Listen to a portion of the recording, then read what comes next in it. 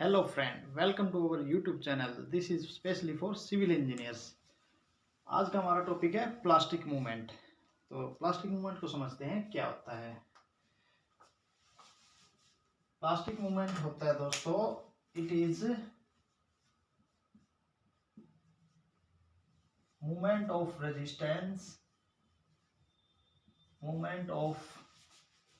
Resistance at plastic state.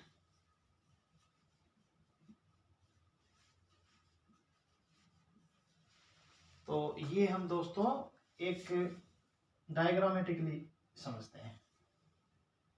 Suppose करो this is a beam, ठीक है, ये सपोर्ट है इसका,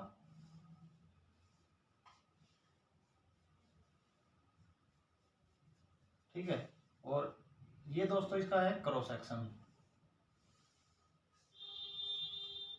ये बी है और ये डी, ठीक है दोस्तों। इसके बाद सपोज करो यहाँ पे कोई लोड लग रहा है, ठीक है, तो उसकी वजह से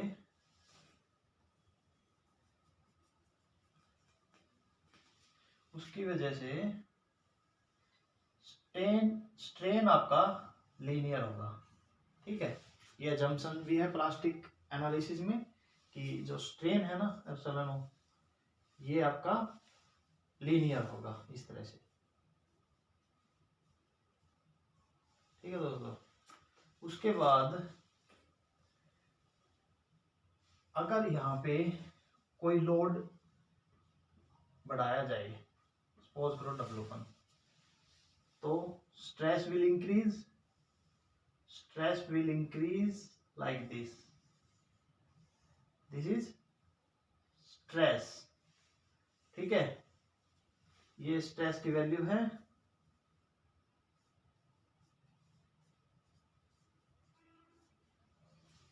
ठीक है दोस्तों। इसके बाद अगर लोड को और बढ़ाया जाए W2, देन सपोज करो this section will be to its yield value. तो दोस्तों ये यील्ड स्ट्रेस हो जाएगा,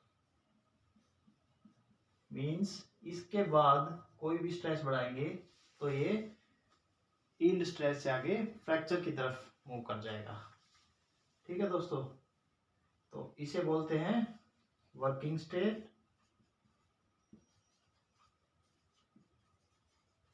इसे यील्ड स्टेट,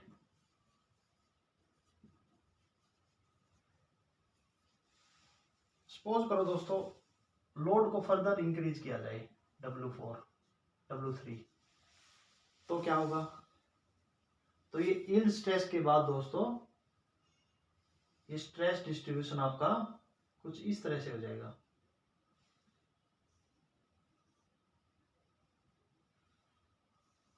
कुछ इस तरह से हो जाएगा दोस्तों। देखो कुछ दूरी के लिए ये हो जाएगा इलास्टिक और कुछ डिस्टेंस के लिए ये हो जाएगा प्लास्टिक, इस तरह से। ये क्या है, सेमी प्लास्टिक स्टेट।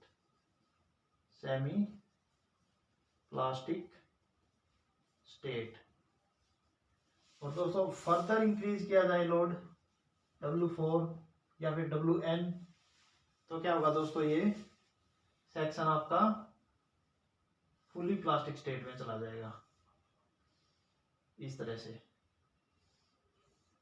ठीक है दोस्तों।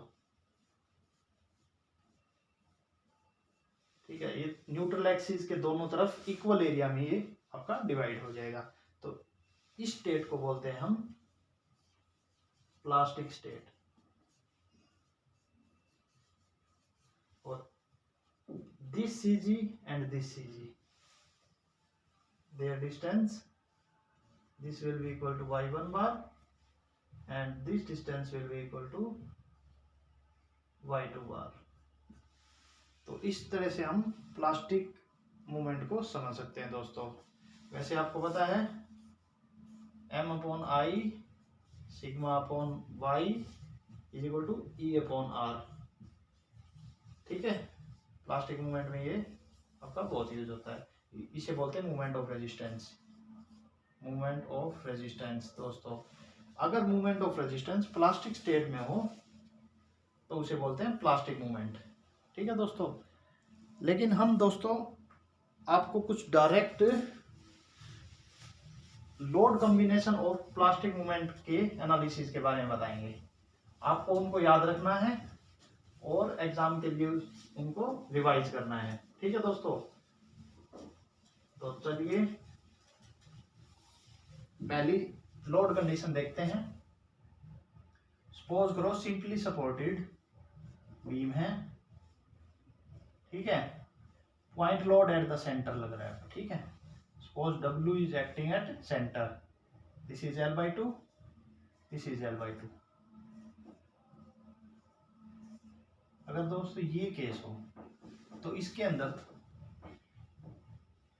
WU will be equal to कितना हो जाएगा दोस्तों, 4mp/L। आपको ये डायरेक्ट याद रखना है। प्लास्टिक मूवमेंट के ऊपर लोड की वैल्यू अल्टीमेट होगी। ठीक है दोस्तों, पहला केस ये है। इसी तरह से दोस्तों हम करते हैं कैंटिलीवर में, अगर पॉइंट लोड लग रहा है सेंटर के ऊपर, इस तरह से L/2 L/2।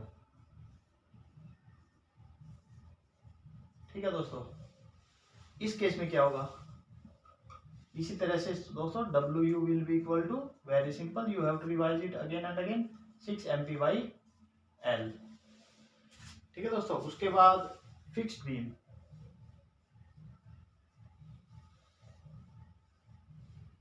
उसके बाद दोस्तों फिक्स्ड बीम के ऊपर अगर सेंटर के ऊपर लोड लग रहा है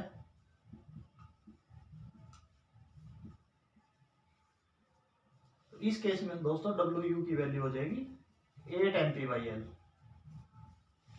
ये बहुत सारे एग्जाम में दोस्तों डायरेक्ट ही भी पूछते हैं और न्यूमेरिकल भी आ सकते हैं। Either they will ask WU और MP। ठीक है दोस्तों, फिर आप आसानी से इसको कर सकते हैं। नेक्स्ट केस में दोस्तों पॉइंट लोड की बजाय, नेक्स्ट केस में दोस्तों अगर पॉइंट लोड की बजाय आपका UDL आ जाए इस तरह से, ठीक है दोस्तों, ये केस हो तो इसके अंदर क्या वैल्यू होगी, WU की वैल्यू होगी दोस्तों 8mp/L। ठीक है दोस्तों, नेक्स्ट केस इसी तरह से कैंटिलीवर में अगर UDL लग रहा हो दोस्तों इस तरह से, उस केस में क्या होगा दोस्तों, WU will be equal to 11.656 mp/L। दोस्तों इसी तरह से हम फिक्स्ड बीम के लिए भी कर सकते हैं। सपोज करो दिस इज फिक्स्ड बीम,